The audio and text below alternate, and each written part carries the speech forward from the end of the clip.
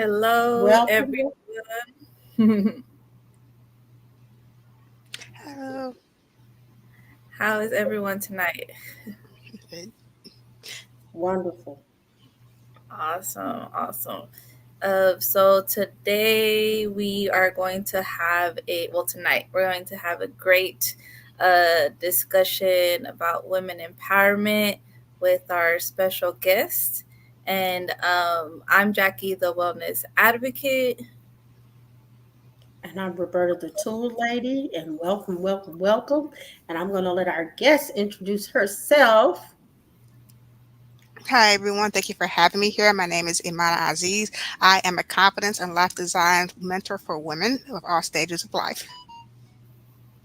All right. All right.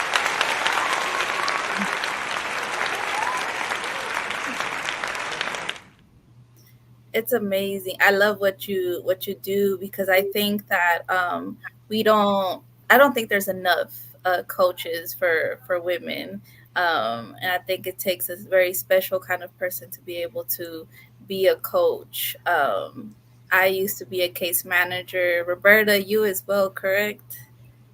So Correct. yeah, Yes. I know I had to step away from it because I'm an empath and everything feels very heavy, and I said, you know what, I have to step away because I can't disconnect. It would just stay with me. My clients would stay with me. I would not have a peace of mind like during the weekend or even at night, worrying about them. Did they go get that food? Did they go get that financial assistance? What about you, Roberta? Well, it is. It's very tough to be a caregiver and not have boundaries. And boundaries are somewhat sometimes hard to have, especially when you have secondary, believe secondary, what we call secondary trauma, because we're caregivers. I think all of us on the panel tonight are caregivers. Amanu, hmm you and myself, we're all caregivers in some kind of form. So it is very taxing when you talk about empowering other people, but yet looking out for yourself, right? But I did like that she did say that all different stages, because all women are not in the same stage. I like that. You have some women that are just coming into their young 20s. We got some coming into their 30s, some into their 40s, 50s, 60s, 70s. And it is an ongoing evolution, right? Yes. Having children, having your children grow up, Losing leaving the bird. family members. Yeah, yep, losing Love. family members. Yeah, and being caregivers of them, because a lot of the women are end up being caregivers of those individuals as well. So it is interesting that you said all ages. I like that. Yeah, Yeah. and And that was always been like uh the toughest thing for me when I would say coaches or other business people work with me, because we hear a lot in our fields. I'm sure both of you have heard that you have to niche down. You have to find, the very niche individual, a woman from what age to what age. And in my gut and my core, I can never settle on a specific age. However, I know that it will help people be able to find me because I may be target for one a specific age. But right now, I just turned 40 a few weeks ago. And Well, happy belated birthday. yes, thank happy you. belated birthday. Yes, I just turned 40 a few weeks ago. And from a very young age, I was a black sheep, and I went through different hurdles. Some of them were, had harder issues because of culture. Some of them because of age. A lot of them because of social expectations. But a lot of times the advice that you're giving is how would think back on a time in your life when you needed help and how would you address that person. And I could Yeah. think back of several times in my life when I needed help. And there's no way that, especially without knowing someone's past, that you'll be able to fully address if they have not healed that trauma. Because we're not just healing or working with the confidence and the women empowerment of where they are right now. We're empowering that little girl or the rejection wife, uh, the person that failed the class, the person that feels like they lost at different stages of their life. So there's no way that you can accurately empower someone to get a job in a field that they're in or get a raise in the field that they're in when they're afraid of being rejected because that's what happened to them in the past. We have to address that. Mhm. Yeah. Yes, and you mentioned before we get into the audience question, you mentioned that the different stages of life, and we're changing careers. Like Roberta said, there's different changes, things that occur, and I am one that has changed. Has been in different careers for the past few years, and Mhm. I'm actually about to transition into another career as well, after self reflection, after going through another depressive period and trying to figure out why is it that I keep falling into depression? When did this start?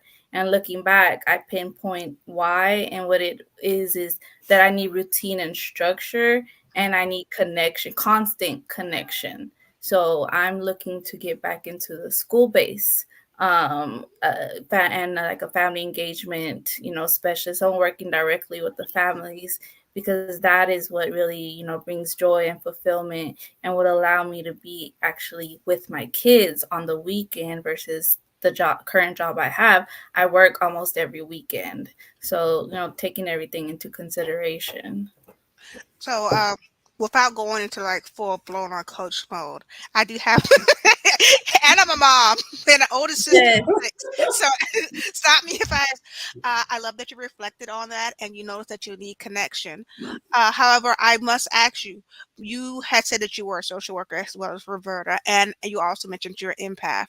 I come from a background of teaching. I do have my BA in specialist in education with special ed emphasis. I also did a lot of clinical work. I am not an empath, thank goodness, because I love kids and I don't want to snap on schools for my kids. Those are my babies, and I Mhm. am a bit in my soul. I feel as though you'll do good for the children. But have you found how to separate yourself from the realities of what you'll see? The closer you are in the school system, the more you are putting yourself right back in what you left. Yes, because I've like being very specific on the position of working just directly with the families, and coordinating family events, coordinating parent meetings, things of that nature. Because what I strive for and what I'm also an advocate for, not only a mental health and an autism advocate, is to bridge the gap of resources, bringing it to the families. So, in a family engagement specialist or advocate or community liaison, you are capable. That's part, really a bulk of your role as the family engagement specialist, getting the parents the resources, classes on site, the things that they need. But of course, also if they ever have a concern, help them address that. But I wouldn't go like into case management or social work mode, because there is a counselor and a social worker to do that for them. Okay, good, good. Yes. And I have to clap because I homeschool my children. I homeschool all three of my children. My oldest is 15. She went to Head Start for 6 months. She's Yeah, that's autistic. a good start. And yeah, she's autistic, high functioning autistic. And I did not have the resources for Hmm. her during that Hmm. time. So Yes. I thank you. I'm sure she will thank you and all others because it is a very selfless act. It is a very struggles act, and um, it is more people needed to help Yes. parents. I am very grateful that because of my education background, I was able to look at autism from a different perspective and help her where she needed that. But not everyone has that. Yeah, and the reason that autism is so close to me and why I'm an advocate for the just the not the awareness, because people are aware, but just acknowledging them and being the inclusivity of it, and getting the resources to the families. Because my oldest son is high functioning autistic, as well. So, and I have another family member as well. So, these things are very important, and they have to be talked about, and Hmm. they have to be addressed. And um, doing what you do, doing what we do, by doing social media and through our careers, we're addressing that, what our passion is in some way, shape, or format. Whether it's, reaching 1 or 100 people, you're reaching someone, and advocating and making others aware, like, this is an issue, and you know you're not alone, that this is where you can get resources at. Absolutely. Right. Yes, so I appreciate that. So, what is our audience question for today, Roberta? Well, let me find it because I did send it to you guys. Let me find it and read it to you. Yes, because we could keep going with this conversation. We really could. So I'm like, let's go.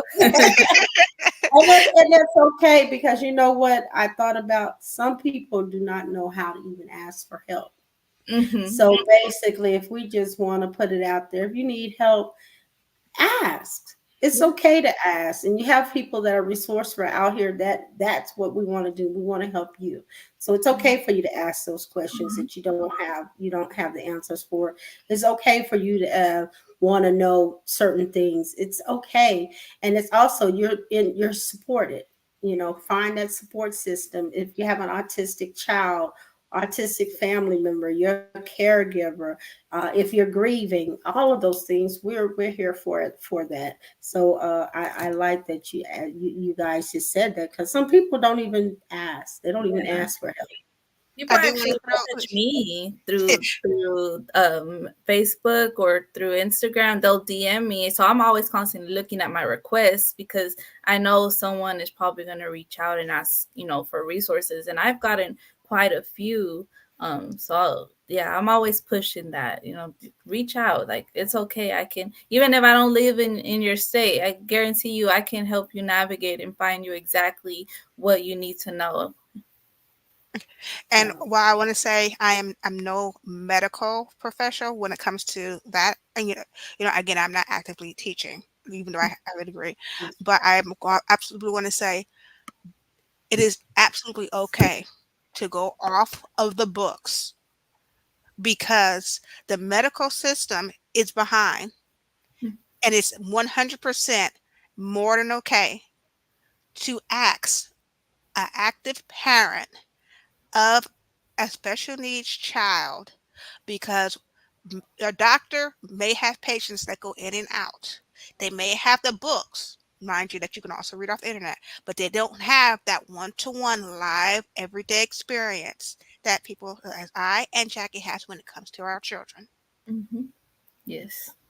Right. So it's okay to ask for help, and it's okay if your gut feeling tells you, I don't really understand, or I don't like the way they just told me, just do this, and you want to reach a mom that actually knows, Hmm. because we want That's someone who knows, not someone who just reads the flyer all the time. Yes. And right. one thing that parents don't know either is that you can have an advocate. Like, that person can be, it doesn't matter on their background, they have a license or whatever.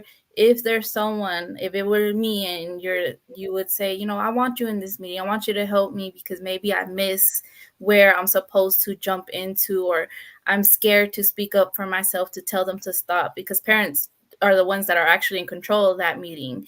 Mm, As intimidating as they may seem, and say, no, we're going to get through this, we're going to stay on schedule, the parent actually has all the willpower in that meeting to say, wait, stop. And they don't know that. And I've had people like, my nephew, he is autistic, and his mom actually went with her to her school, and I helped her, because it was, I could see what she was talking about. Well, they talk too fast, I can't keep up, and I can't, I don't understand what they're saying. So when I was there, she was she would answer, and then she was like, well, I don't know. She like, Jackie. So I was like, yes. I'm like, this is where I'm going to jump in and say, yeah, this isn't right. This is what should be being done. And you have the resources and you have the ability to do this. You can't say you don't, because every campus has this professional, so you have the capability to do it. So she was so appreciative. She was like, I didn't know all of that. I was like, when you have someone who's already been through this and knows the ins and outs, like it's always good to have the person, like you said, that we have the hands-on experience Mm-hmm. as a Yeah. parent. Yeah. All right. That's right. That's good stuff. So always don't be afraid to ask questions. And then what I tell my parents, you are the child's first educators. So you being a parent have already qualified yourself as that parent, as that child's first educators. Sometimes parents are, they're kind of defensive and they're kind of afraid, just like doctors, because they feel like the doctor or the educator has all of this information and they have none. But actually, you're the first educators, parents. So you're the first your child's first advocate. So you can ask all questions you need. You can get all the help that you need, and certainly we're out here for you. Now to the question of tonight: how can you simplify your life? How can how to simplify your life? It's kind of like meant to be that this question is the question for tonight, because this is actually something that I just talked to my therapist about today. And because it's something that we've been having to work on, because I'm a perfectionist. I am someone that wants to stay busy and always busy, and came to find out why, and it was to avoid everything else that I should be, trying to work on, but now I'm working on, right? So it's to for me to simplify my life. I had to kind of realize that everything doesn't have to be going at 1,000 miles per hour. Take one thing at a time. For me, the household work is the one thing that has always, like, I will before experience a manic depressive depression, and before experience anxiety, I could do just clean, and I could do everything in 2 hours, cleaning and everything while doing laundry. But then as the depression got worse, it just was the heaviest thing for me to be able to keep up with anything. So while working with my therapist, I realized that take one thing at a time, break it down. You can do, you can sweep and every day and mop, one day, do that deep clean one day, but do the periodic sweeping every day. Spot mop if if something spills, or if it's muddy or whatever. But again, just taking one thing at a time and breaking it down, and again realizing that you don't have to do everything all the time. I don't have to be super mom all the time, because that's something that I was always striving to be. I have to remember I'm still human. That's right. Imana. It, Mhm. true. And that's absolutely really important too. And one of the things I speak about is that we strive to be super moms when in reality we have this imaginary competition with other moms, whether we want to agree it or not, but actually with ourselves and what we perceived as what other people would think of us. And a lot of times what other people think of us isn't just, like the neighbors are keeping up with the Jones. It's going to be like, well, I'm not a good mom if my kids come to a dirty house. I'm not a good mom if I don't have the dinner done at a certain time. I'm not a good mom if I have, all these extra curriculum, important ideas that we put on us. So first thing I typically do, and even as a mom of three, I have to tell people it's like you have to remember that before you had kids, you were you. Mhm. When those kids are grown and gone, you'll still be you. Whether you're married or single, outside of that relationship, you're still you. So we have to remember that our identity is not mom. and we hyper focus on that so much. It's like, this is that time in my life, this is that season in my life, and I'll do X, Y, and Z when my kids are older.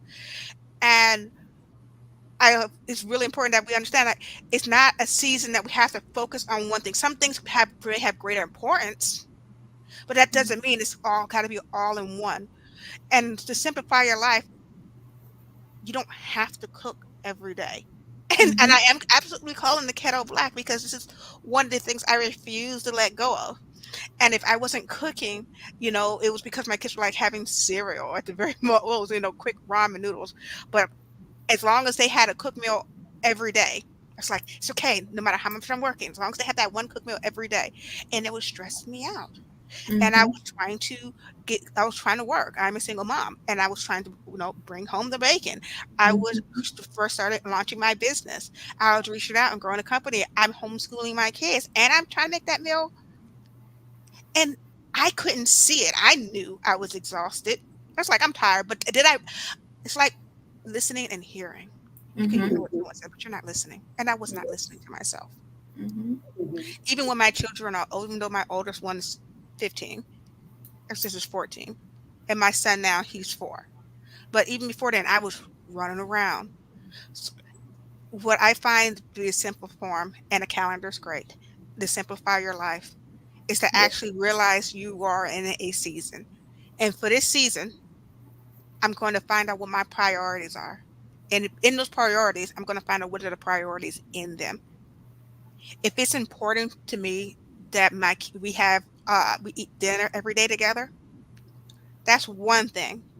That doesn't mean I have to be the one to cook it. Mm-hmm. Yeah. Yes. Um, Yes. Yeah.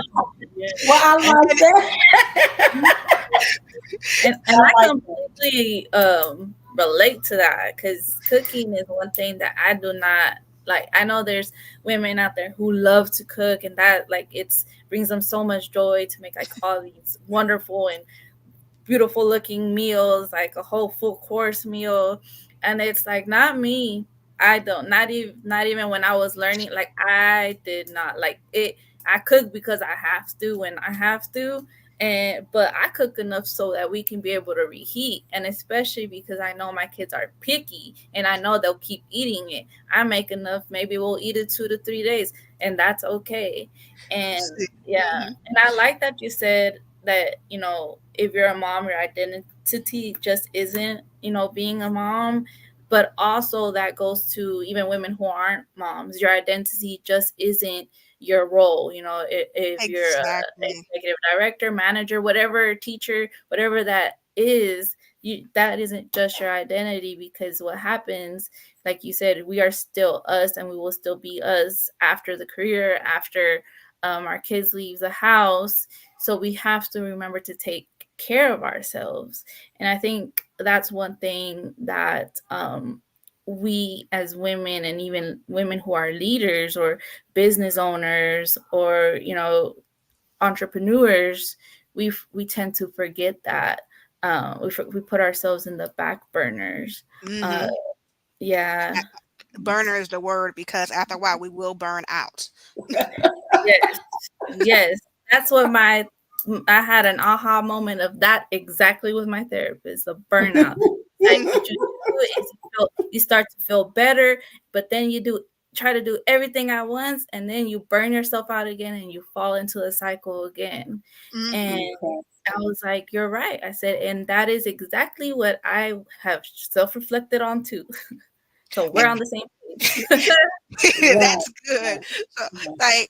like, when it comes to looking at your list and not trying to do it all at once, I have a different, not a different perspective, but I have something to add on top of that. When you make your list, you're checking it twice. You're saying what it is that's important for me to do. What can I do now, and what can I do later? I'm gonna Hmm. add something else to that. What can I do now? What can I do later? And what can I advocate for someone else to do? Right. Right. What does not need me to do? I don't need to fold those clothes. I don't need to Hmm. separate those clothes. If you got a wash machine, you don't even have to wash those clothes. Put them in a bag. One of those kids do it. Another, I'm, and I'm a big advocate of reading and educating yourself. And one of the things that spoke to me a lot was we spend so much time doing laundry. And I know Oh it's my a God, small yes. thing to say, but we spend a lot of time doing laundry. And I don't know a lot of people that like doing laundry. If that's you, I'm sorry I hurt your feelings, but you want to do All laundry? power to you. Can you come help me? Exactly. You know, but just something like that. If you have a washer in your house, great. If you don't, then you have to go out there and do it. Even if you do, you have that extra area that you have to clean that you may want to let it look nice. You wash it, you dry it, you get it out of the dryer before it wrinkles up, or if you're like me, you're gonna let it pile up. like, and then we go over and finally fold it. We're gonna finally fold it or sort it, and all that takes time out of something. I that you could do something that benefits you, and that Mhm. benefit can be cooking a prep for another day. That benefit could be spending time with your children. It could be growing your business, or it can be mental health that's just laying on the bed under a fan. You don't have to have a reason to take time off. You don't have to do that clothes right then and there either. I mean, my pile of clothes is probably bigger than the pile of clothes that's clean, and that's okay because then sometimes I'll sit down with my kids and we'll sort it, or sometimes I will go and get help. Yeah. You may not want to go ahead and pay someone else to go over and fold your laundry, but I guarantee that 15, 20, or $30 you spend every other week, you might look and see that you can get that time back and then some Mhm. by having someone else do it, and you could be Yes. wasting on anything else. There's tons of times. Look, I love my kids. They so spoiled. I will go shopping without them and still wind up grabbing something. They don't even have to ask me anymore. They're still in my ear, mama, mama, mama. And then Yes. they're happy for Yes. it because that's the caregiver in us. They're Yeah. happy for it, but it don't last very long. And within a few days, sometimes even the rest of the end of that day, I'm just like, why did I even get that? Why? Mhm. Because they don't like look. They will get more enjoyment out of me using that money that I used to get whatever knick-knack it was on paying someone else to deal with that laundry and me spending that time with them. Yeah. So what I hear you ladies say is to simplify your life, basically identify what your needs are and what you don't need. Then identify what you don't have to do versus what you have identified what you need to do versus those stereotypes or guilt or shame that maybe your culture has put on you, right? You Mhm. know, because Definitely. you said family, you said children, you said your job, but even sometimes they even say your man, right? You Mm. identify with your man, and we know that's hard Yeah. because how can a woman be identified by another human? That's Mhm. something else. Yeah. Mm-hmm. And I think that really leads us into our topic tonight. Women empowerment, right? Right, right, Empowering yourself, advocating for yourself. Everything that we're talking about and been talking about since the beginning of the show is empowering and advocating for yourself. right. So, I have a video that I'm gonna show some like 4 minutes of it, not the whole thing. It's 11 minutes. I would like to show the whole thing, but I will definitely put the link of it in the comment section. So if that's something that you want to look at as a whole, you can. So let's go ahead and get into the video, and let me play it.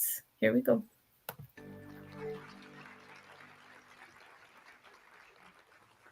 In fifth grade, Mrs. Hopkins introduced the class to the chapter on engines.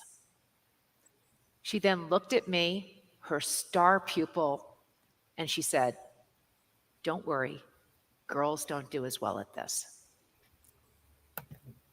Undeterred, my fifth grade self went to work and scored an A when it came to engines. I knew then that girls were capable of anything. Now, a dozen years ago, in one of perhaps the most watched TED Talks of all time, Sheryl Sandberg asked the question, why do we have too few women leaders? And as someone with many years in leadership and always a deep conviction that we need more women in leadership, I thought this was a great question then. That is a great question now. I mean, where are we? We know that 57% of undergraduate degrees and 60% of master's degrees are earned by women. Women are educated. Management, 42% of management level positions are held by women. It's when we move up the leadership ladder, this is where we start to see the gender gap. And the further up you go, that gap gets really large, really fast. 2 years ago, of all the CEOs hired globally, a mere 5% were women. Today, 44 of the Fortune 500 CEOs are women. That's less than 10%. And while there are about a fifth of executive level positions that are held by women, there are still today over half of United States companies that have no, and I mean zero, women on their leadership teams. And this makes literally no sense for so many reasons, one of which is that diverse leadership teams outperform competition by over 21%. Okay, now we know that there are systemic issues of unconscious gender bias. They're well documented. We need to continue to work on these things. But then with the pandemic, we saw seismic changes in the workforce. Women started dropping out at alarming rates. Women were significantly more burnt out than their male counterparts. And at a time when we think about the post-pandemic future, where the leadership skills that are needed include things like empathetic leadership, compassion, inclusivity, consensus building, areas where women excel. At this time, 40% of women leaders are considering downshifting their careers or worse, dropping out altogether. So a dozen years of leaning in, all of our power posing, and now a generation of progress gone overnight. Save with the Kroger app, like our customers who rave about our digital coupons. Kroger, fresh.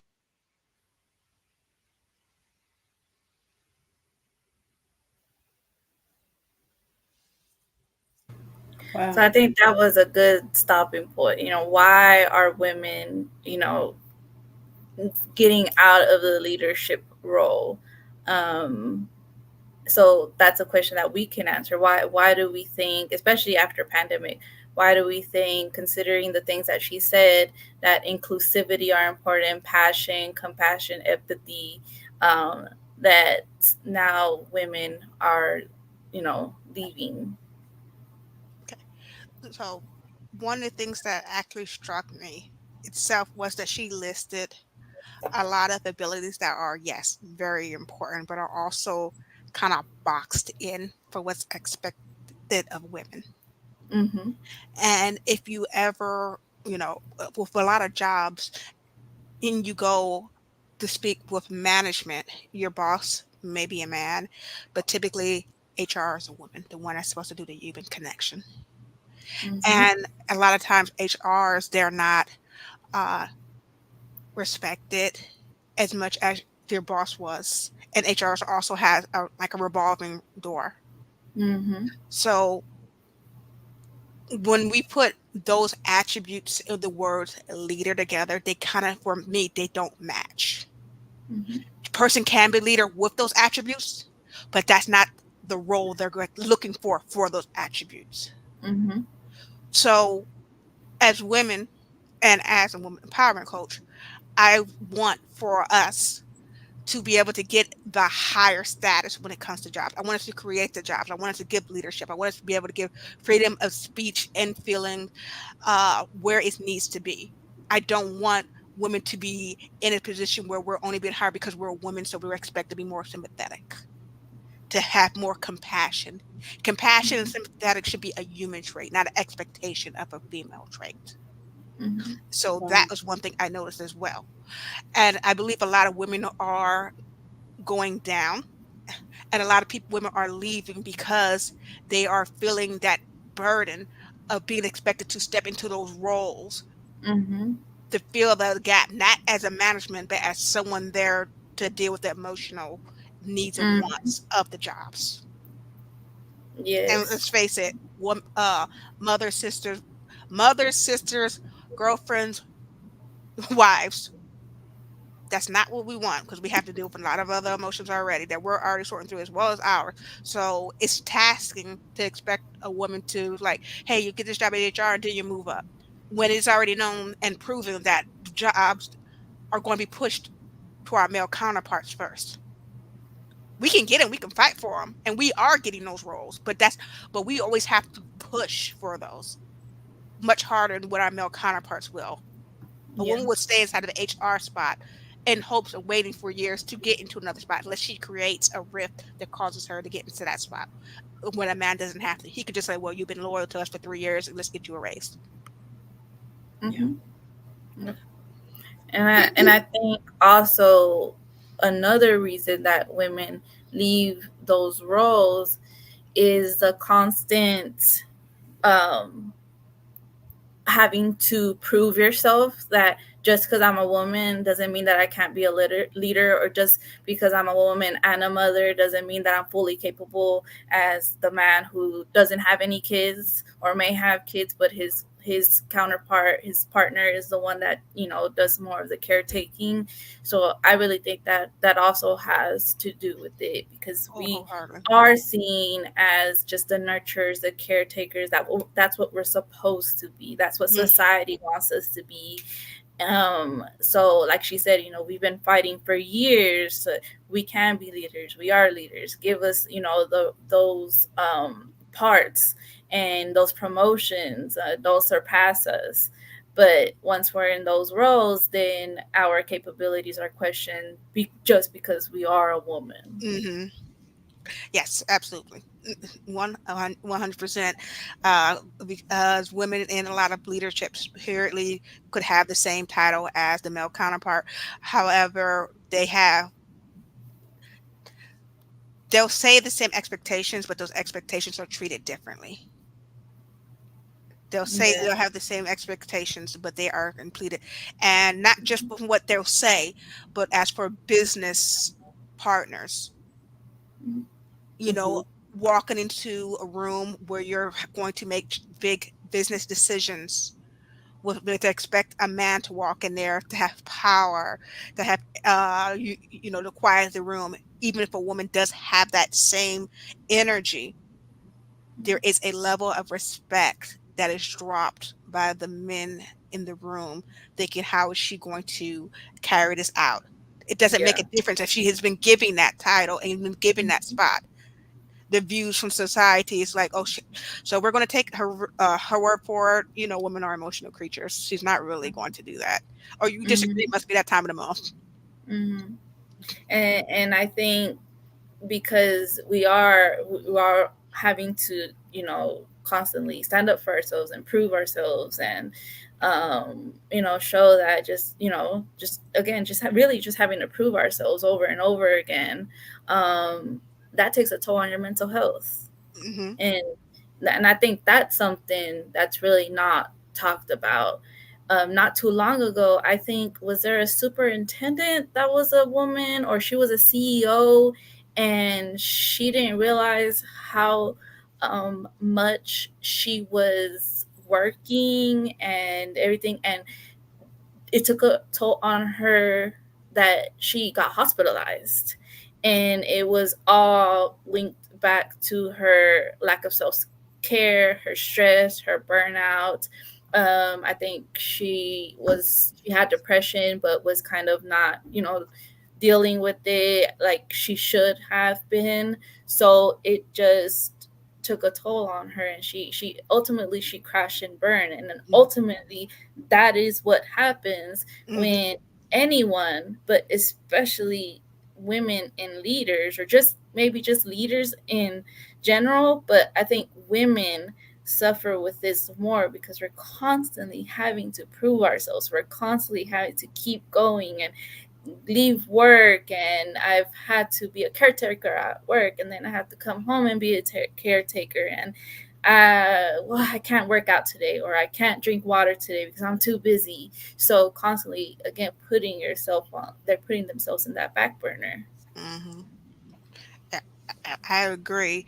And I'll definitely look that up. I want to follow her story because I'm sure she has a really good message out there for women in those type of positions as well. Because burnout is easily and susceptible for women.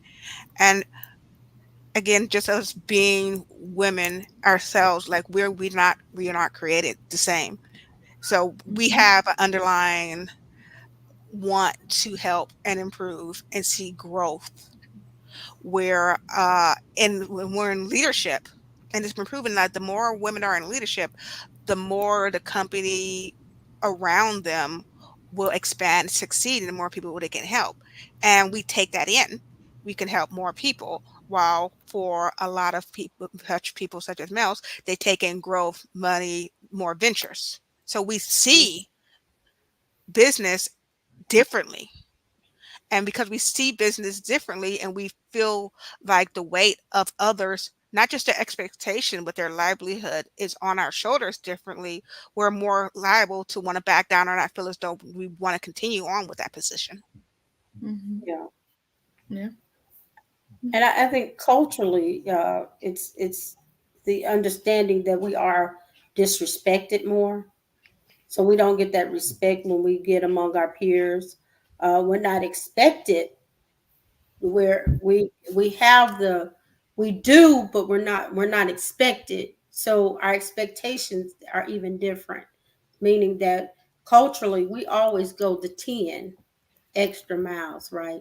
But we never get benefit for it, or we never get um, any type of accolades for it.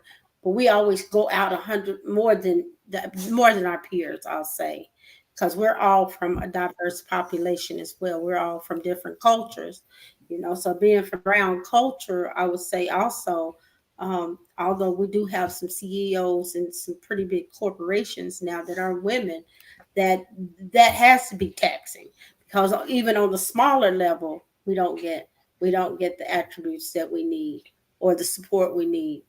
And usually we have to abort our whole families in order to even maintain competent in certain areas, or even to compete in certain areas. Mhm. So we almost have to disclude our whole identity to even get into certain areas of competition when you come to talking about companies and businesses and into corporate America. I think also what we're talking about is we're forgetting the elephant in the room. Where this country really is a country that men, what is it, a men's world. Mm-hmm. Yes. So, Yes. and especially when you talk about leadership. And it says, do you think about also causing or divide in relationships in culture, men versus women? Yeah, yeah, it Oh, did. always. I mean, not. I don't want it to be always, and I don't want to start the word always, but I absolutely think that there is a difference, and it is causing. I can't say it's causing a divide. It is. Hmm. It is not causing a divide. It is causing the division to be noticed. Yeah. Mm-hmm. There has always been a divide. He brings in the bacon. She stay home to watch the children. She's a nurse. He's the doctor. There has Mm-hmm. always been that divide. But the more that women are going into power or stepping just one place down from the power and the positions that we expand upon, the more we are seeing that people don't like it. The more we are seeing that people don't want to always be seen by women doctors. People don't always want to have an attorney that's a woman. People don't always want to say they ask for a manager and a woman walks out. They're like, oh, well, where's your manager? Right. Mm-hmm. So no, it's not causing a divide. It's actually causing the eyes of those that are looking to notice the division. And for that, Yeah. I applaud. Yeah. Yeah. And then someone said it takes two incomes for a family. So I think that's where this conversation gets started. and two incomes are needed now, because prior, and you got to think, we're talking about women empowerment, back 50, so how many years of that? 70 years. Women weren't allowed to vote. Women weren't allowed to buy houses. Women weren't allowed to buy cars. You were a renegade, a rogue, if you went out and bought a car or you bought a house. You were really not really, society looked down on you then. Mhm. So we're not that far from there. We're just not. And when we say we are, it's just like racism. We're lying to ourselves. But, you know, with the question is like, it takes two households to run a family. Why does it have to be the woman that steps down? Right. Right. You know, if it takes two households to run a family and she's in a management or a higher position and he's not, what's the expectation of a woman that she's going to take care of the kids? You know, if she's not nursing, why can't he do it? Yeah. Yeah. Ex- you know, especially if you're in the same household as a, you know, as a single mom and going through. I've worked night shifts. I've held down 2 3 jobs at one time Right. because it was important for me that my children received a quality education from home, because the schools around us was not what I wanted my children, where I wanted my children to go. Yeah. Uh, you know, we can go off on school systems, how they focus on testing instead of educating, but Mm-hmm. but I ultimately decided I was going to homeschool my children. And yes, that took a lot of sacrifices. And I could have easily moved in with one of the people I was in, like my son. As, yes, the question is, I seen today a woman had asked a man asked a woman for a divorce. And she said she'll take the kids with them. So I know who she's speaking of. And the truth was, and I absolutely applaud her. She They had asked about the children, what happened to their children. They have two children together, and she made the ultimate choice that he had family around, he had help, and he was in a good neighborhood. She was going to be able to continue to grow her career while still visiting the children, having the children live with her part time, and help them take care of them. And the more that we as women and as men step up as being a parent, the less this whole two family household, yes, she stood on business, will stop. Not saying it doesn't take two families to run a household, because it does not all the time. I am living proof of it. I am not making millions of dollars yet. Right. I have made come by to what it can be. When it came to my son, as you realize, my children had a 10-year gap between my youngest daughter and my son. I was in a relationship where I was engaged. We were together for 2 years, and I had got pregnant. When a lot of times in relationships, when you're not the fun one and the man thinks that now he has you because you have a kid by and whatnot, then they'll fall into the role of, well, I'm going to do that. I'm expecting you to do this.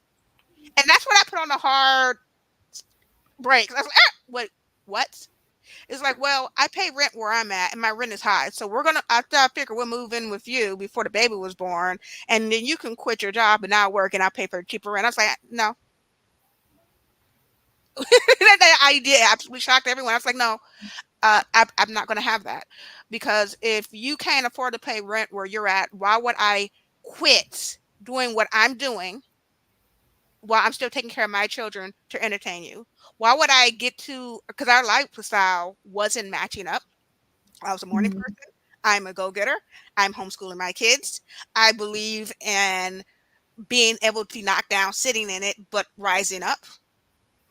And I guess you can call me a feminist. I don't really know, because the word has different meanings nowadays. Well, Chris Look, while here. we're on Taboo Chronicles, people can Hi, That's Xavier. yes, that's okay. You're welcome here. yes, thank you. You are welcome here, baby. Yes, yes. I do get this. People see my hijab and are like, "Oh, well, you're all dressed up and you're doing this, and how are you going to call yourself a feminist because you're still wearing a hijab?" I said, "Because what? There are some people who are forced to wear things, and some people are forced to do things, and there are others that choose to. If I Hmm. choose to cover my head and proceed how I want to do about my day to day, that is still my choice."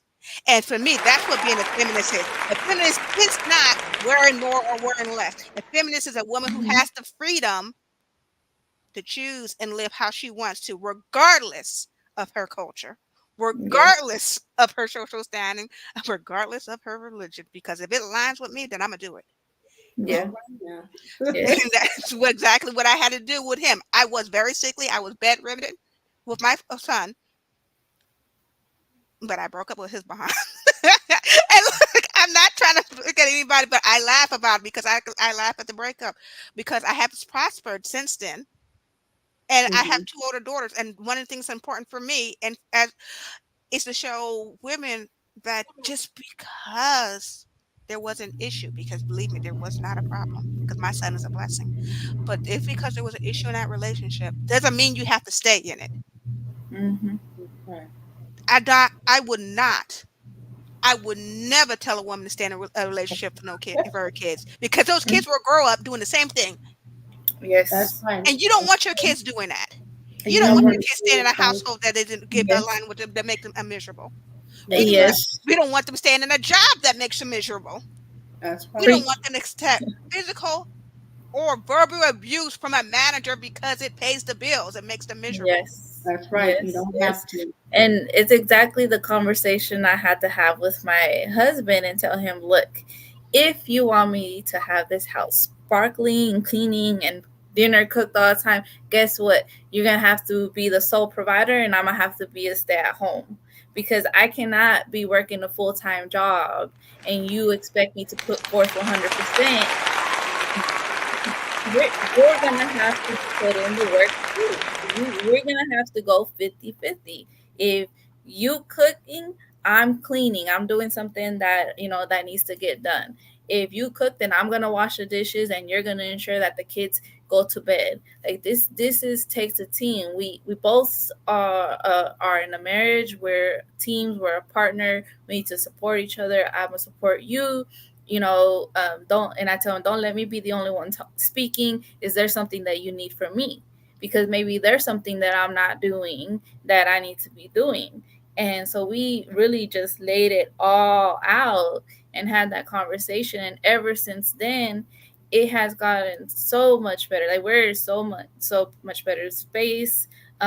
Both actually making transitions in our careers as well, because we both realize, like, no, like we come first, our kids come first. Hmm. And yes, ultimately communication, and that you can pull that same key communication into your workplace. If your boss doesn't know, if your co-executive or whoever it is, if they don't know that you are, maybe there's something going on at home, or because you can be open about it and say, hey, like right now I'm gonna need some time off because I have to deal with this, like, and I'm allowed this time off and I'm gonna take it because it's my right as an employee. I have Hmm. the time off. Or if it's a task that really is not a one person job, is really a 2 or 3 person job, then you speak up and say it, because it's something that I had to learn.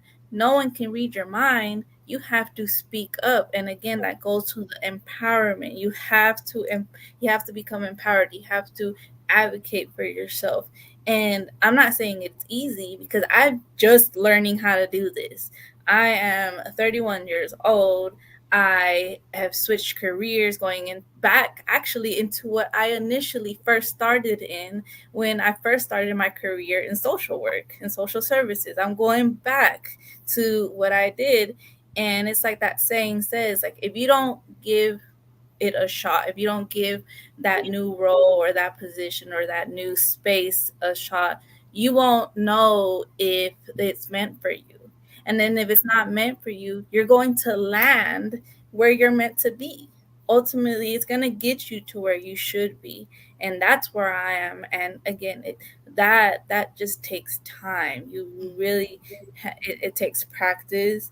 It really is the self-confidence that you have to build, the empowerment, the learning the skills how to do it, because there's a wrong way to do it too. There's a very wrong way to do it. If you're overwhelmed and you say, "Why I just can't do this," you don't want to do that, especially not to your boss. You don't want to Right. just scream at them. You don't want to just scream Right. at your spouse. You don't your partner. You don't want to. That's the wrong way to do it.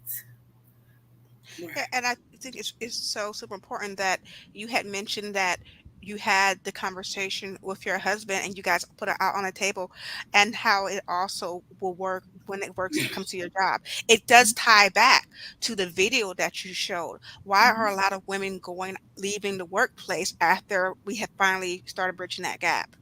Mhm. Imagine someone such as you in a high position at a job that requires, say you worked for Tesla and you were the one who's over this particular one in the neighborhood. You weren't just the person at the door, you weren't just the ARHR, but you were actually the person that was responsible for that one. You were the senior manager. And as a senior manager, you would still have a manager over you. Mhm. If you Yeah. can't communicate with them, or if they're not open for communication, you're going to leave that position. And if you're at home, and even if they are open for communication, and you're taking on those responsibilities that you expect to take up, that's you, not what they've adding to you, but what you Mhm. expect to take. But then you come home and you're also expected to fully work that third shift without having the support you need at home. We women, by default, we pick our children first. We pick our families first. Yes. And while we may not want to let go of that career, we're going to, like, I can't continually do both of them. So it is absolutely important that we have that help. And if we don't have the help, we communicate that we have the help. So thank you for that. Yes, yes. Well, this was great. This was a great conversation, and I really feel like it could probably we need like a part two of this conversation, because I think also we have to acknowledge the women at like yourself, Imana, who are single, and maybe and there are women who are single moms, and they don't have a support system, like they truly don't have a support system, or even just someone who, people choose nowadays to be alone, to be single, like that's the life they want to live. Cool, but they have to remember it, whether whatever it is, if you're a parent or not, it takes a village. You have to take care of yourself, and you have to prioritize, as Imana said. You have to think about, you have to list, what can I do now, what can I do later, and what can I have someone else do, and then calendaring as well. So you really have to take all that into consideration, and I really think we're gonna have to have a part two of continue. Awesome. Yes. I'll be glad to come. I've enjoyed speaking with you. I always enjoy, again, as I said, I've been single for a while, but I always enjoy the marriage perspective as well. Um, one of my best friends, she is married, and they've been married for, I don't know, I think it's like 16 years. I So just had a 15 years anniversary last Saturday. congratulations. Yes, thank you. I love it. I am not against marriage, and I love when women like you and women like her speak on their spouses, and they're like, "Okay, so this we weren't agreeing. He wanted this, I wanted that, and we came together because we also need more of that. We need a lot of Yes, women empowerment as single women, but also a lot of women empowerment inside of our marriage to yes, show open communication and how what we want to show other women." How to advocate, yes. because just because you're a wife doesn't mean you're a slave, and they need to be Yeah. separated just more than just words. Right, right. And some people ain't even married and they think that way. So We you're ain't right. talking about those wife privileges for a girlfriend now. I'm just Yeah. saying, it's still to say. Well, I really appreciate both of you. I enjoyed the conversation. It's about time for us to leave out. So I'm going to let you, Emmanuel, go ahead and let the audience know how to find you, where to find you, and as we get off. Okay. Oh, I can be found on my Facebook page. It is Imana Azeez at Facebook, or my Instagram, which is Imana's Voice. All right. Perfect. Thank you. Yes. Jackie?